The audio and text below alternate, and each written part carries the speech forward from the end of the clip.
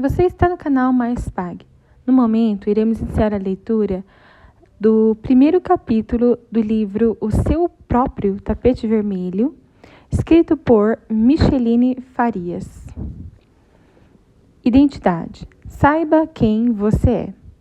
Minha cidade natal é Governador Valadares, estado de Minas Gerais, Brasil, e eu lá fui criada com meu pai e minha mãe até a idade de 9 anos. Minha mãe, na idade de 31 anos, ficou viúva, com 3 crianças ainda por criar. Na época, éramos meu irmão Marcelo com 11 anos, eu com 9 e minha irmã Kátia com 5 anos.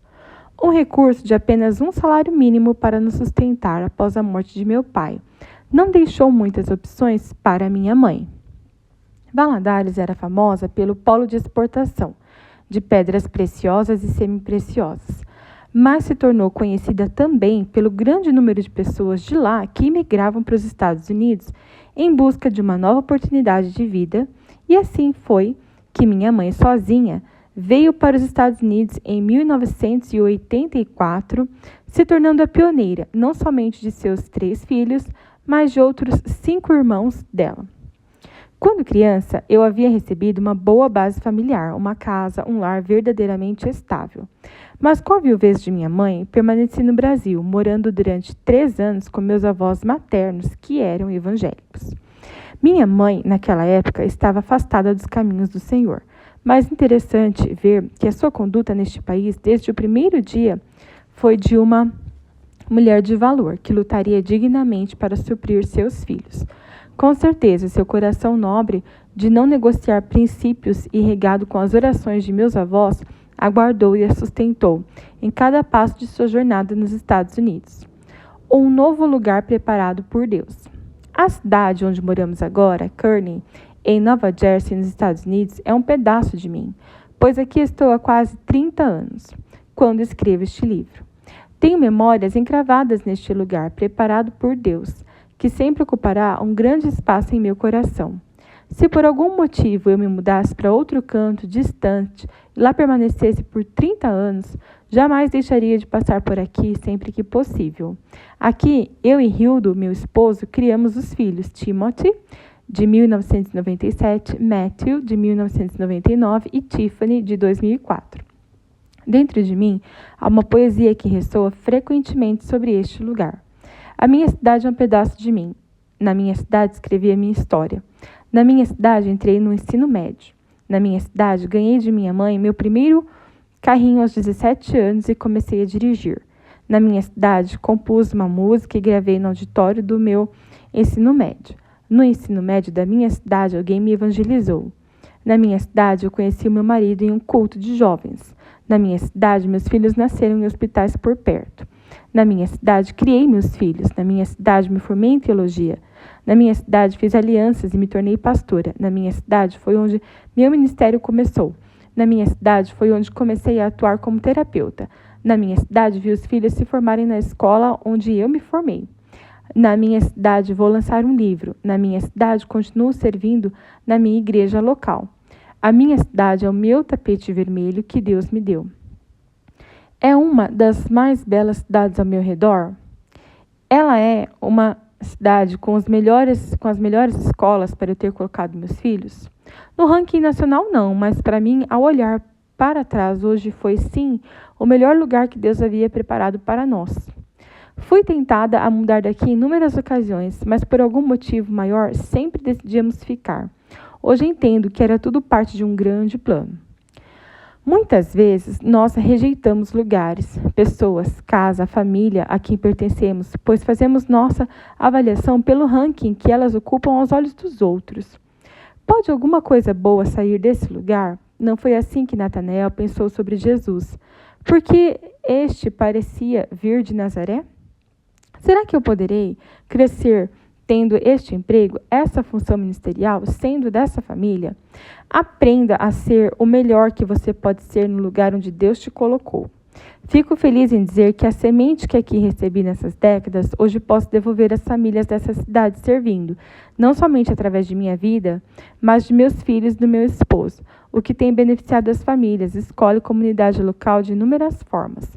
Não busque um lugar para brilhar, mas brilhe no lugar onde Deus já determinou que você esteja. Qual o meu chamado? Ao longo da minha trajetória, sempre busquei conhecimento. Tanto como esposa, mãe, pastora, terapeuta, sempre valorizei cada curso e oportunidade para melhorar meu conhecimento. Quando meu esposo e eu namorávamos, decidimos nos matricular no seminário, que exigiria investir 4 anos de nossas vidas. Com certeza, estávamos cientes que seria um desafio árduo, devido aos planos que tínhamos para o futuro próximo. E assim foi, entre noivado, preparação de casamento, montando casa, escolhendo salão de festa para a cerimônia e local de lua de mel. Em alguns momentos quase desistimos, mas graças a Deus, e aliado ao foco e estabilidade de meu esposo em sempre terminar o que começa, nós nos formamos em 1996, depois de 4 anos intensos. Sempre fui grande admiradora de pastores que ministram com graça, sabedoria e teologia. Em particular, faço menção do meu marido, que é muito chegado a isso, um entendedor da Bíblia, uma pessoa que usa o conhecimento teológico com profundidade. Por diversas vezes ministrei dessa forma, o suficiente para descobrir não ser este o foco de ação do meu chamado. Não era minha praia. Parecendo mais como alguém que estivesse dando recado a outra pessoa, não era eu. Então eu aprendi a não menosprezar a mensagem que Deus me deu para falar, que é sobre o dia a dia, o cotidiano de pessoas e como superar seus desafios para alcançarem o propósito do Pai em suas vidas. Logicamente, não despreza aqui o preparo teológico, pois sem o conhecimento da palavra e dos princípios nela encontrados, nossas mensagens não passam de boas ideias e serão levadas pelo vento, pois somente a palavra de Deus permanece para sempre. O compromisso com o propósito de Deus. A cada chamado que a gente tem, vem junto uma responsabilidade. Assim como boa pregação teológica impõe ao pregador o peso de ser preciso em cada detalhe e informação para evitar heresias.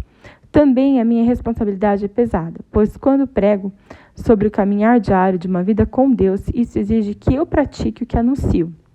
Assuntos nos quais eu tenho que me achar aprovada, melhorando e crescendo a cada dia. Entretanto, por muito tempo, imaginando ser necessário trilhar o caminho natural de um ministério centrado teologicamente, eu ficava frustrada, porque eu limitava-me a produzir sermões e aulas corretinhas, perfeitinhas, mas que não exalavam aquela Micheline expansiva, festiva, alegre e falante. Reconheço até que este não seria um padrão politicamente correto para aqueles tempos, quando uma mulher ter a chance de ministrar no altar não era muito comum. Guardo comigo a fita cassete da minha primeira pregação em um culto de jovens aqui na minha cidade de Kearney. Quando me escuto nesta antiga gravação, reconheço uma jovem seminarista de 18 anos insegura como pregadora, mas segura acerca do Deus a quem ela servia. Não era eu. Fiz algumas tentativas e fui frustrada. Creio que pela misericórdia e graça de Deus alcancei o coração de quem Ele queria alcançar naquelas plateias, mas eu não me sentia completa. E essa insatisfação me empurrou para o meu real propósito, porque o Deus que me criou já sabia que esse não era o meu dom e talento. Enquanto me aperfeiçoava, busquei cumprir fielmente as oportunidades que se apresentavam. Mas Ele certamente iria me colocar em lugares que eu tenho que fluir naquilo que Ele me deu, não naquilo que eu eventualmente admire. Eu posso ser uma admiradora de talentos das outras pessoas, desde que não despreze o talento que está em mim. Deus me preparou para algo do seu feitio e que suprisse as necessidades que iriam acontecer em minha caminhada. Ele não me fez como um grande pensador, ele não me fez assim. Então, devo eu ficar batendo cabeça para ser o que eu não sou? Assim, pois, saber quem você é e qual o propósito dele para a sua vida é o ponto de partida de qualquer trajetória do que poderíamos definir como sucesso. Rejeitar esse autoconhecimento seria desprezar o que o próprio Deus me deu. Davi, se não reconhecesse o tempo em que serviu a seu pai e seus irmãos pastoreando no deserto, estaria desperdiçando os anos que Deus o treinou para ser o grande salmista, o grande rei confiante no Senhor dos Exércitos. Todos os desafios que eu passei ao sair de minha casa, de morar na casa da minha avó, vir para outro país, aprender outra língua, ter de fazer novos amigos, foi um treinamento de anos que Deus me permitiu experienciar. Mas, se eu rejeitasse isso, poderia até hoje estar estancada em várias esferas de minha vida e culpando os desafios e dificuldades daquela época como responsáveis pelos fracassos que estaria vivendo. Hoje, posso falar com propriedade de adaptação, de perdoar, de recomeçar, de refazer amizade. Se eu não tivesse passado tudo aquilo, talvez eu não pudesse falar disso hoje. Reconheça seus precursores. Nós, os 3 irmãos, criados nos Estados Unidos, estamos todos agora servindo no ministério. Isso foi possível pois minha mãe se dispôs a ser o instrumento que Deus usaria para cumprir sua vontade em nossas vidas. Quando Deus enviou seu Filho ao mundo, mandou antes João Batista como um profeta, para preparar o caminho do Filho amado. A minha mãe preparou o ambiente para que eu chegasse após ela aos Estados Unidos e não me sentisse uma imigrante, um gentil, mas uma participante de cidadania neste país. Ela agiu do modo como Deus tratou a situação dos gentios enxertados na árvore do judaísmo, tornando-os judeus segundo o Espírito. Nós, os 3 filhos, valorizamos a dor do hebreu, que foi a experiência de Jacó e de seus filhos, de Moisés, dos exilados babilônicos, de todos que saem da sua terra para ir viver em terra que seria estranha. Entretanto, diferentemente da história dos homens, sempre que Deus está no controle das nossas vidas, o lugar onde estamos é o chão onde Deus estende o seu tapete vermelho, isto é, para aqueles que nele depositam todas as suas esperanças. Uma visão de futuro. A ida de minha mãe estava nos planos de Deus, pois ela iria como precursora, como desbravadora naquele novo país, preparando de modo adequado o lugar onde iria viver futuramente com ela e meus irmãos. Verdadeiramente, creio que minha mãe estava sendo guiada no propósito de Deus, no meio de tanto sofrimento, para cooperar para o que hoje eu e meus irmãos alcançamos.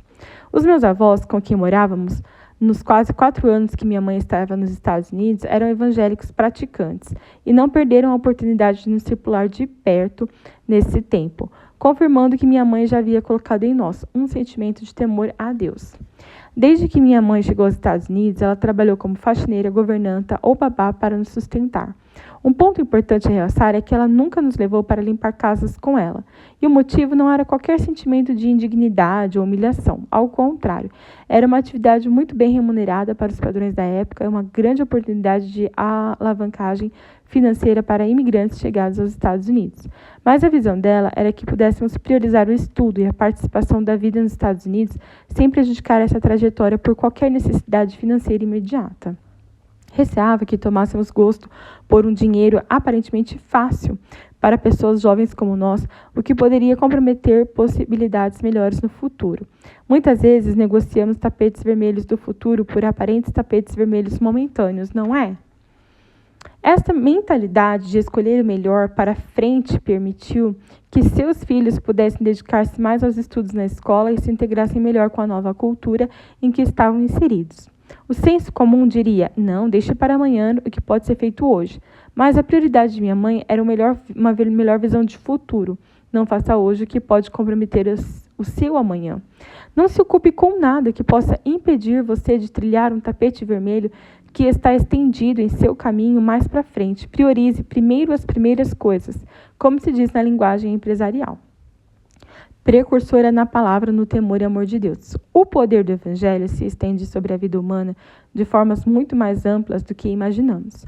Obviamente, o tesouro maior está na palavra que conduz à salvação eterna, mas os valores da vida cristã têm importância extrema na formação de uma sociedade saudável.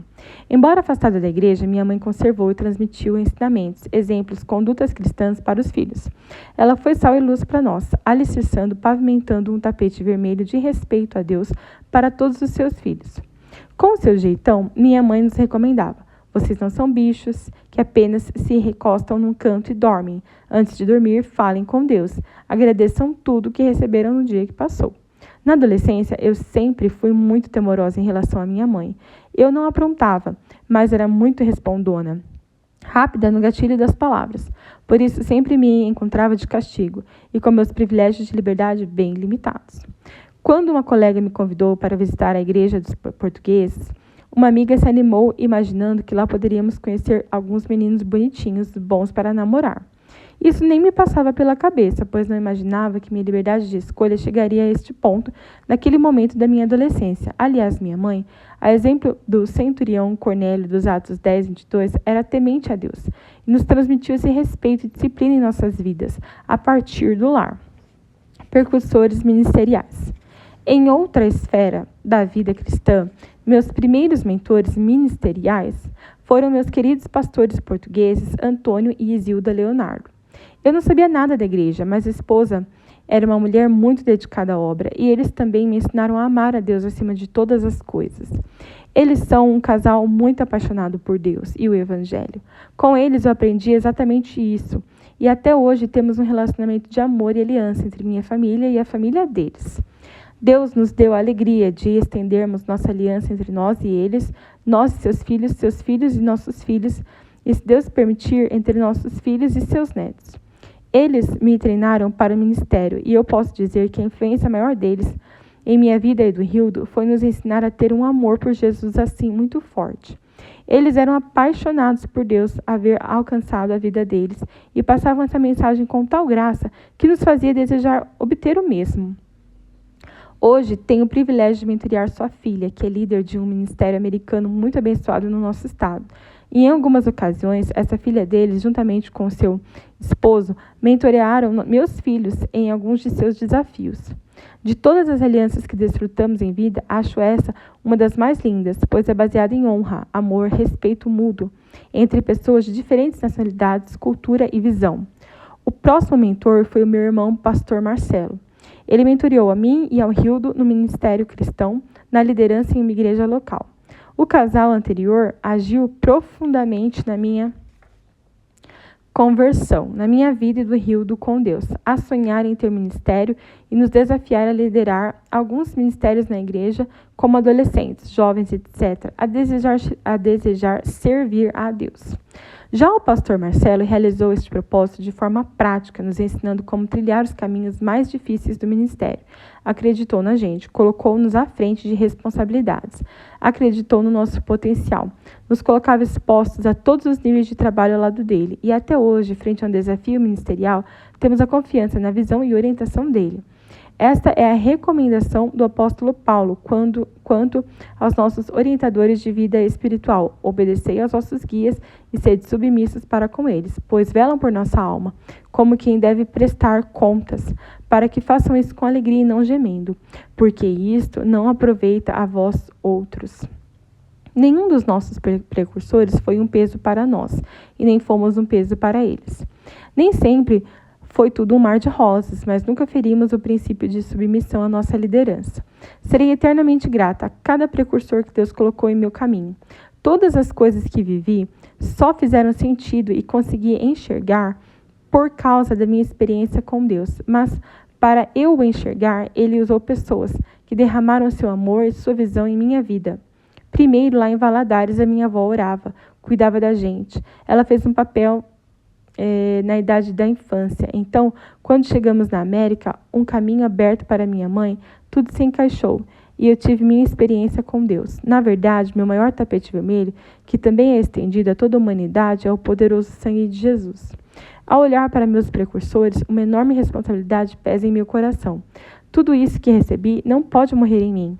Quando você tem o cuidado de ser isso na vida da próxima geração, de ser um precursor, está valorizando a vida dessas pessoas, ensinando-os a trilhar um caminho de fidelidade a Deus, ainda que sem ideia alguma de onde e como Deus poderá conduzi-las.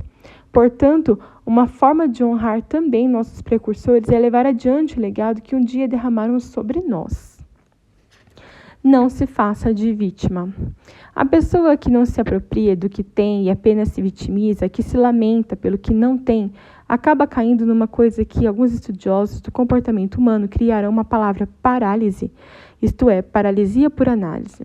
A pessoa fica ensimesmada, lambendo as feridas, chorando suas mágoas, analisando todos os motivos que a tornaram a vítima do destino de outras pessoas, de situações que não podem ser revertidas. A autopiedade torna a pessoa uma vítima, uma prisioneira do passado, paralisada, analisando, falando, repetindo e reforçando sua incapacidade de reagir. Ai, quem me dera se eu tivesse isso? Ai, se tivesse aquilo?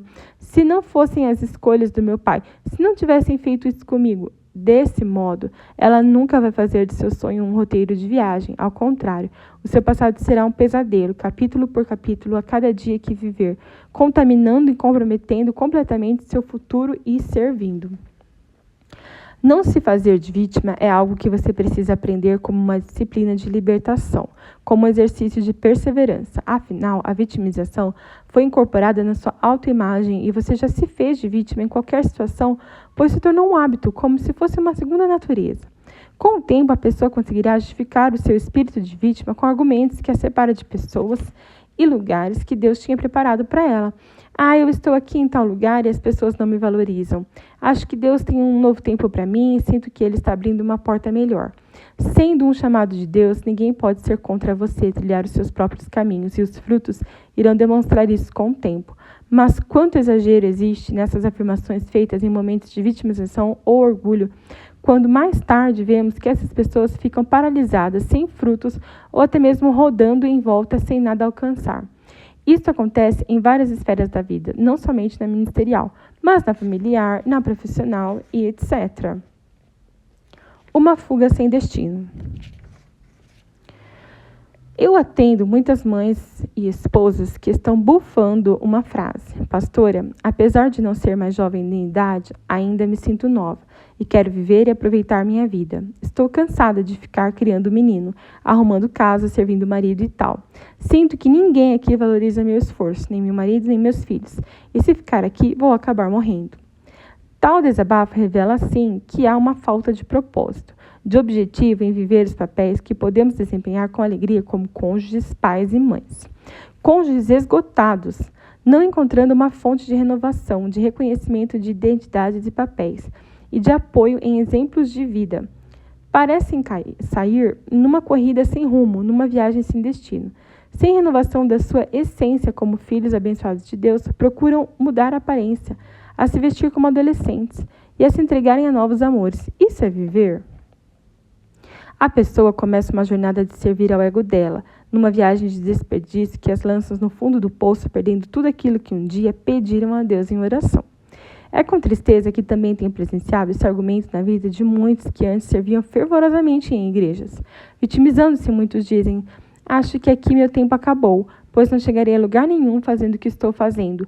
Nunca me darão uma oportunidade melhor e quero cumprir o que Deus tem para mim. Mas, se cumprir o que Deus tem para você é sempre exaltar o seu próprio nome, usando como camuflagem que você está exaltando o nome de Deus, mas deixando de cumprir o que Ele tem reservado para você, então seu destino será quebrar as próprias pernas.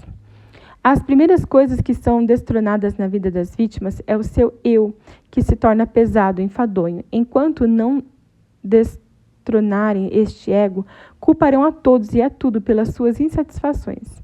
É importante entender que o serviço no corpo de Cristo deve ser sempre uma fonte de alegria e jamais deverá ser uma fonte de amargura. Passaremos por desafios, dificuldades ao servirmos, mas nossos olhos devem estar em Cristo, que nos capacita a vencer todos os obstáculos sem precisar culpar pessoas pelas nossas insatisfações e nossas frustrações. Claro que qualquer situação em que você estiver debaixo de uma violência psicológica, física, isso não é serviço, é abuso, é extorsão espiritual, o que é outra situação também inaceitável. O Senhor Jesus que nos convida: vinde a mim, todos que estáis cansados e sobrecarregados, e eu vos aliviarei.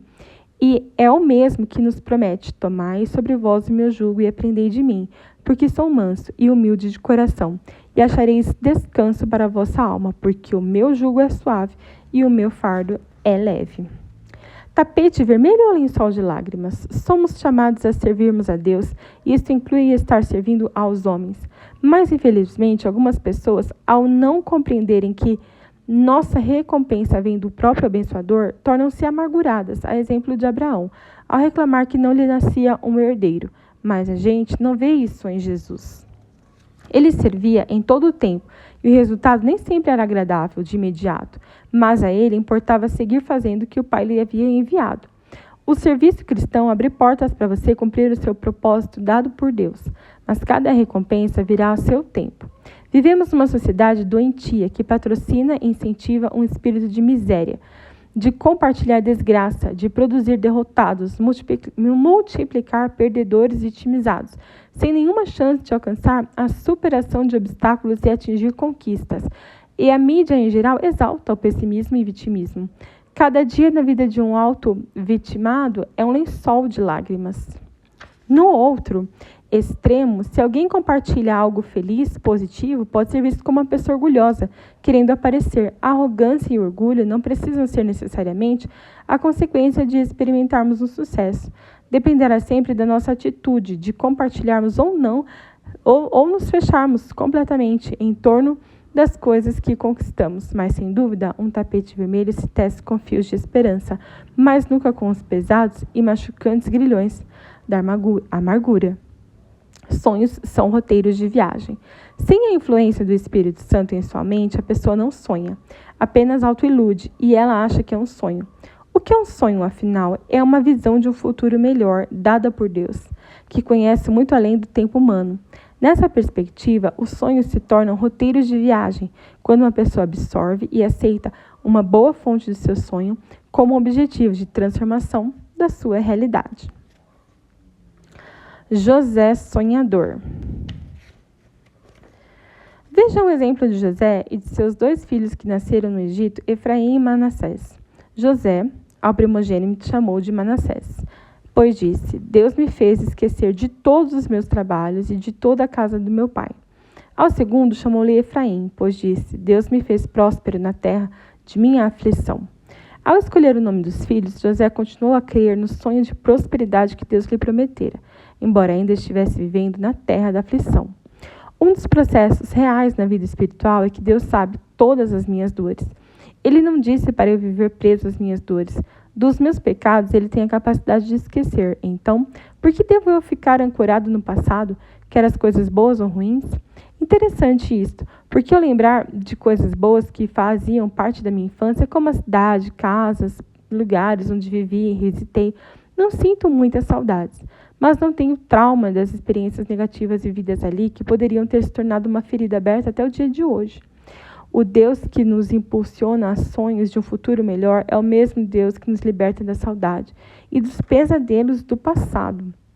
José enfrentou circunstâncias negativas avassaladoras, traído por irmãos, vendido como escravo, acusado facilmente de assédio sexual, esquecido na prisão, mas ele perseverou no sonho que Deus lhe dera. Então, siga o mesmo roteiro.